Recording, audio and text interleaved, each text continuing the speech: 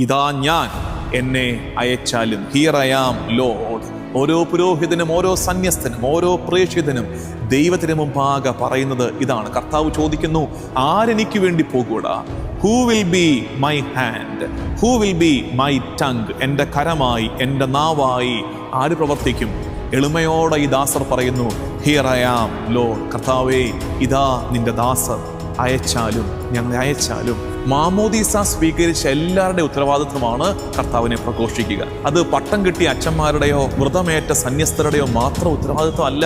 മാമോദീസ സ്വീകരിച്ച എല്ലാവരും മിഷണറീസ് ആണ്. നമ്മുടെ കർത്താവ് തമ്പുരാൻ വാനമേഘങ്ങളിൽ വരുന്ന വിധിയുടെ നാളിൽ ഒരുങ്ങാൻ നമ്മളെല്ലാവരെയും ഒരുക്കാണ്. ഈ ഭൂമിക്ക് വേണ്ടി മാത്രമല്ല മിഷൻ ചെയ്യേണ്ടത്, മറിച്ച് യുഗാന്തോന്മുഖമായ ഒരു പ്രേക്ഷിത പ്രവർത്തനമാണ് നമ്മൾ ഈ കാലത്ത് ചെയ്യേണ്ടത്.